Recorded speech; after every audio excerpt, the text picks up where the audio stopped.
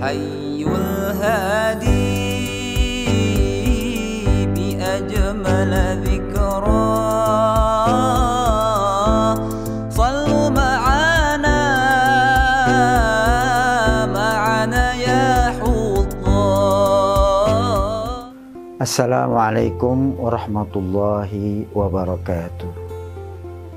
Ada 4 jenis keluarga yang diceritakan di dalam Al-Quran.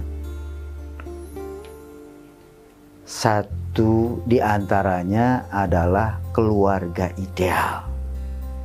Nah, hendaknya inilah yang menjadi panutan kita. Kita lihat, yang pertama adalah keluarga Nabi Ibrahim alaihissalam bersama dengan istrinya. Ayat ini dalam surat Hud ayat 73 berbunyi, qalu ata'jabina min amrillah rahmatullahi wa barakatuhu alaikum ahlal bait innahu hamidum majid. Surat Hud ayat 73. Ketika malaikat-malaikat datang memberikan kabar gembira kepada keluarga Nabi Ibrahim, mereka memberikan bisyarah bahwa istrinya Ibrahim akan mengandung dan hamil. Sementara sang istri itu keheran-heranan, seakan gak mungkin. Lalu dia ungkapkanlah, a'alidu wa ana ajuzun wa haza ba'li syaikha. Apakah saya akan melahirkan anak padahal saya sudah tua renta, suami saya juga sudah tua. Lalu malaikat yang datang membawa berita gembira itu mengungkapkan ayat ini.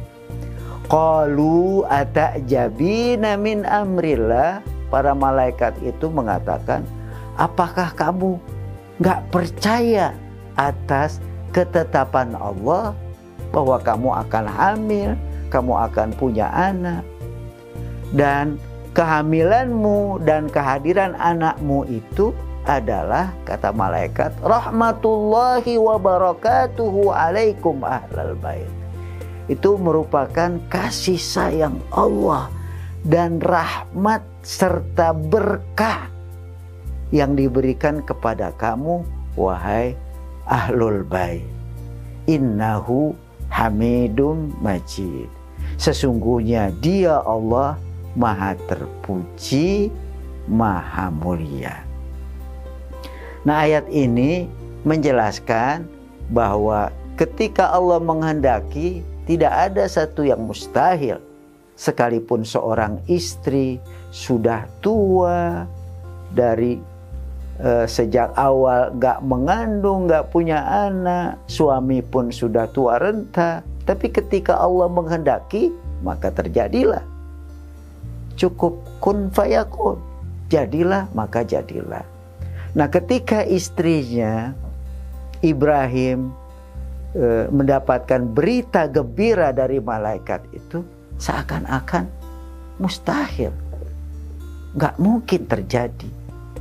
Lalu kata malaikat, apakah kamu gak percaya terhadap ketetapan Allah bahwa kehadiran anak itu adalah rahmatullah wa barakatuhu alaikum ahlal bait, merupakan kasih sayang Allah dan keberkahan Allah yang diberikan kepada kamu, wahai ahlul bait, wahai keluarga Ibrahim. Dari sini juga kita pahami bahwa kehadiran anak itu merupakan rahmat dan berkah dari Allah Subhanahu wa ta'ala. Karenanya hendaknya direspon dengan alhamdulillah wa syukrulillah. Bukan kemudian orang menyesal karena istrinya hamil. Sesungguhnya ketetapan Allah itu dari Allah yang maha terpuji dan yang maha mulia. Itu tadi merupakan contoh keluarga ideal. Suami soleh, taat, muslim, mukmin, dan istri solihah, baik, berakhlak mulia, muslimah. Itu keluarga ideal. Itulah yang jadi panutan kita. Contoh yang kedua adalah keluarga yang tidak ideal. Ya. Istri solihah, baik, muslimah, berakhlak mulia, sementara suaminya adalah kafir, ya, menentang Allah, akhlak dan perilakunya bejat, ya, tidak baik. Ini digambarkan dalam surat At-Tahrim. Wa daraballahu masalan. Allah membuat satu perumpamaan lilladzina amanu, buat orang-orang yang beriman. Imra'ata Fir'aun, yaitu istrinya Fir'aun yang bernama Asia. Ini satu contoh. Allah buat perumpamaan bagi orang-orang yang beriman, istrinya Fir'aun. Iz qalat rabbi ibnili indaka baitan fil jannah. Ingatlah ketika Asia itu berdoa, rabbi ibnili indaka baitan fil jannah. Ya Rabbi, ya Allah, bangunkanlah untukku di sisimu sebuah rumah megah di dalam sorga. Wa najini min fir'auna wa amalihi, dan selamatkanlah aku dari Fir'aun dan dari amalan-amalan negatif Fir'aun. Wa najini minal qaumiz zalimin, dan selamatkanlah aku dari orang-orang yang zalim. Nah, ayat ini menceritakan bahwa istrinya Fir'aun adalah salihah, berakhlak mulia. Dia hidup di bawah kekuasaan Fir'aun, suaminya yang kafir dan tidak berakhlak baik. Nah, karenanya dia berdoa, dia meminta kepada Allah Subhanahu wa ta'ala agar Allah menempatkan dia kelak di dalam sorga di sisi Allah Subhanahu wa ta'ala. Ternyata kehidupan yang bergelimang dengan harta dan kemewahan itu enggak membuat Asia tertarik dengan kehidupan Fir'aun. Tapi yang dia minta adalah bagaimana agar Allah tempatkan dia di dalam sorga, dibuatkan rumah megah di dalam sorga, dan Allah selamatkan dirinya dari pengaruh Fir'aun, dan Allah selamatkan juga dirinya dari orang-orang yang zalim. Tapi ini adalah syariat masa lalu, di mana seorang wanita muslimah boleh bersuamikan orang yang kafir seperti Asia, ya, bersama hidup dengan Fir'aun. Tapi dalam syariat Rasulullah yang belakangan sudah nggak berlaku lagi. Ini contoh bagaimana Asia, istrinya Fir'aun, itu bisa hidup tetap sebagai wanita salihah. Bahkan dalam kehidupannya berikutnya dia juga mengangkat anak angkat yang bernama Musa. Ketika bayi itu dia angkat, ya, dia usulkan kepada Fir'aun agar Musa menjadi anak angkatnya. Ya. Ini contoh yang tidak ideal tentunya, walaupun ketegaran Asia itu bisa dijadikan sebagai contoh buat wanita muslimah. Dia hidup di tengah-tengah kegelapan dunia, tapi dia tidak tertarik sama sekali. Tetap saja cita-citanya agar kelak Allah membangunkan sorga yang ada di sisinya.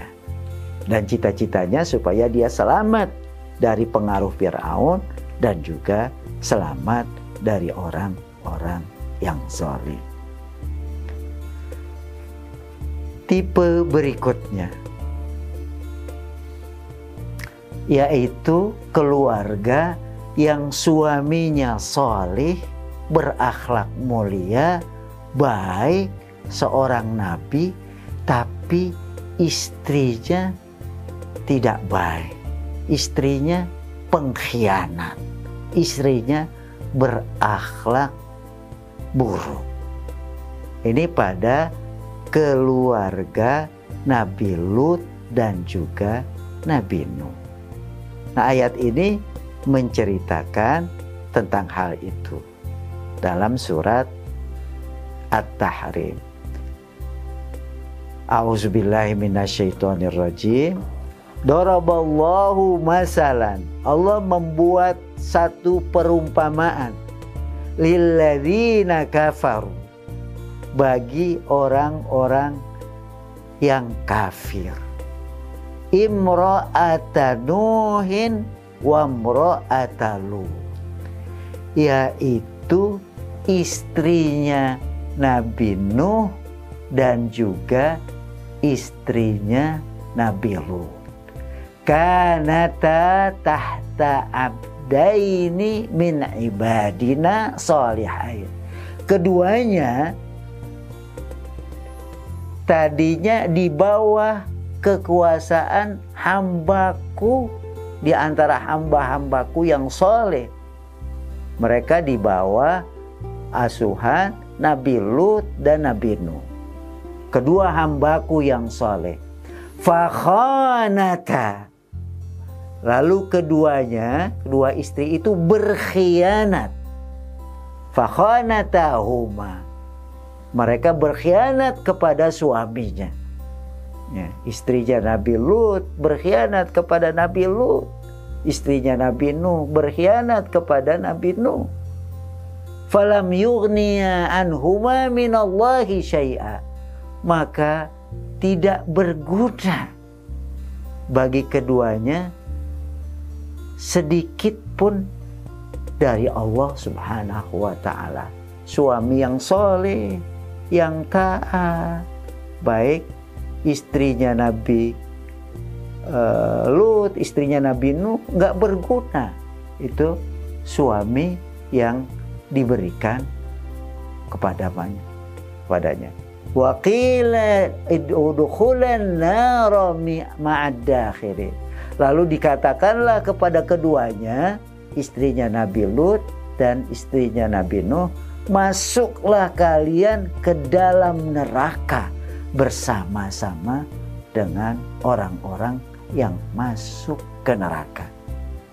Nah, ayat ini menceritakan sekalipun suami adalah orang yang soleh, sekalipun nabi, sekalipun utusan Allah, tapi ketika istri itu berkhianat kepada suami yang soleh, maka gak berguna kehadiran suami tadi.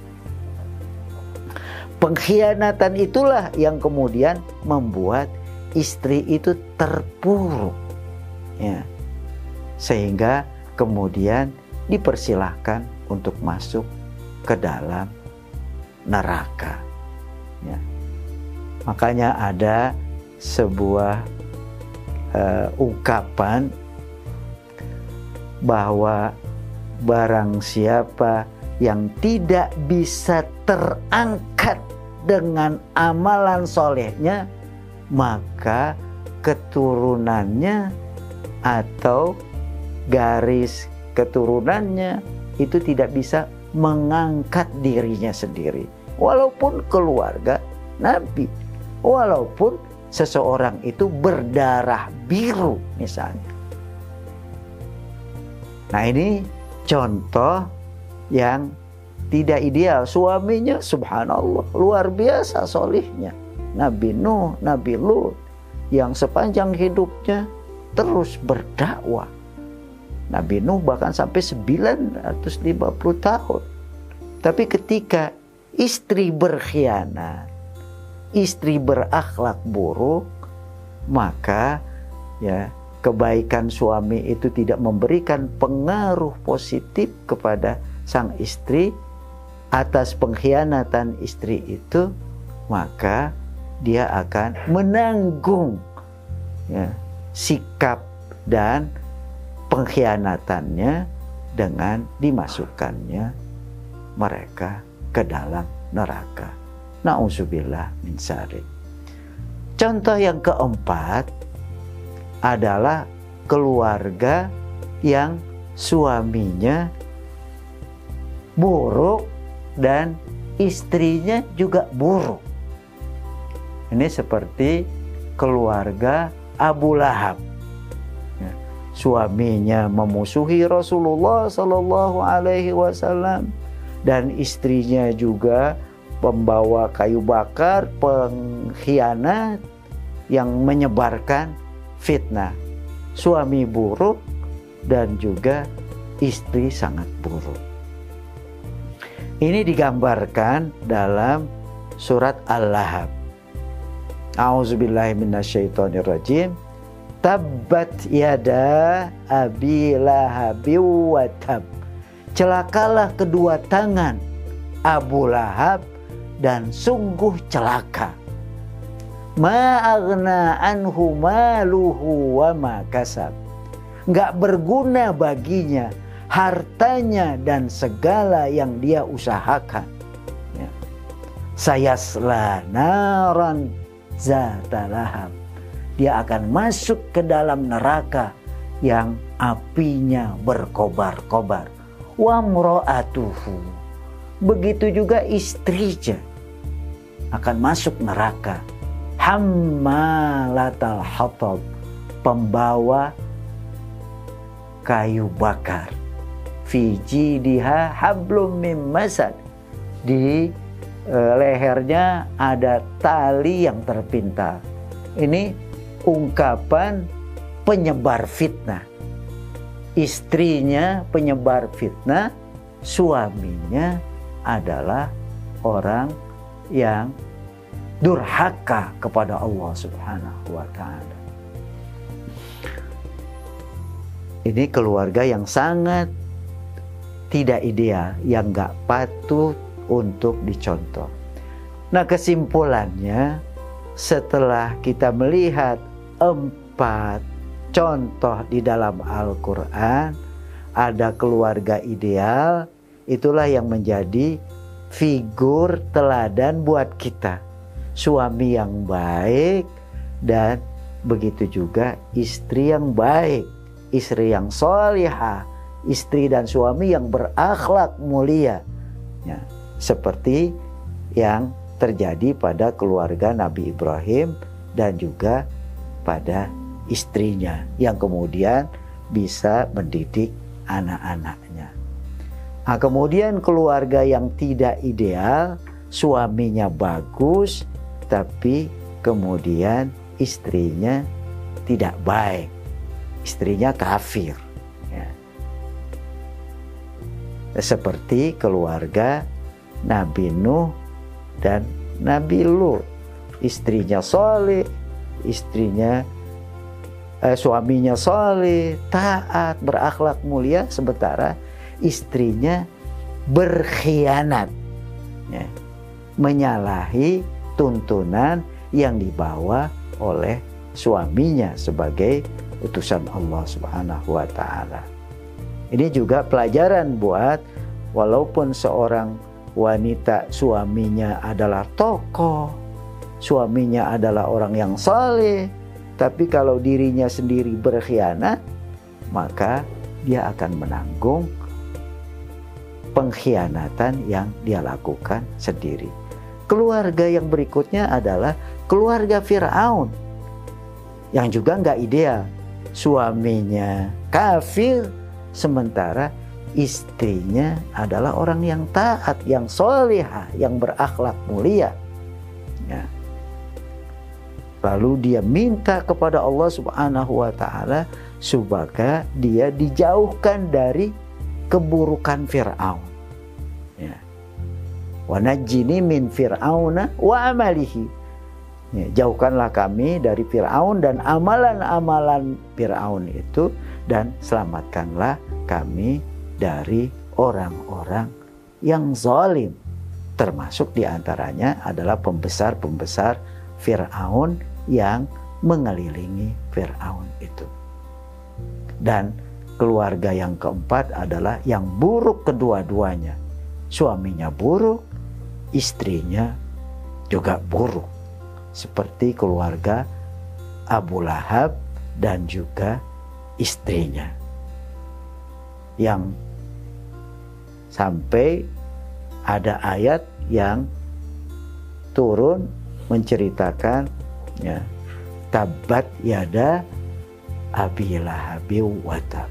Celakalah kedua tangan, artinya dirinya Abu Lahab, dan juga sungguh celaka, termasuk juga istrinya yang menyebar fitnah.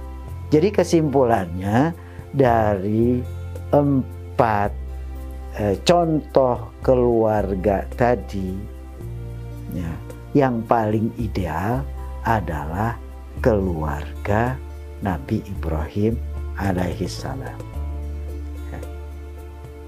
Nabi Ibrahimnya sebagai seorang mukmin yang soleh, istrinya juga sebagai mukminah yang soleha, itu bisa kita teladani. Walaupun pada Nabi Nuh dan Nabi Hud itu figur kesolehan mereka itu patut kita teladani, tapi bukan sebagai keluarga yang ideal. Yang ideal adalah keluarga Nabiullah Ibrahim. Karenanya dalam ayat yang sudah dijelaskan, qad kanat lakum uswatun hasanatun fi Ibrahim walladzina ma'ahu. Sungguh ada suri teladan yang baik buat kamu orang-orang yang beriman pada Nabi Ibrahim dan orang-orang yang bersamanya, baik Siti Hajar ataupun Ismail alaihissalam. Semoga kita bisa meneladani keluarga yang ideal, keluarga Nabi Ibrahim dan juga keluarga Rasulullah Sallallahu Alaihi Wasallam. Wassalamualaikum warahmatullahi wabarakatuh. Hayyul hadi bi ajmal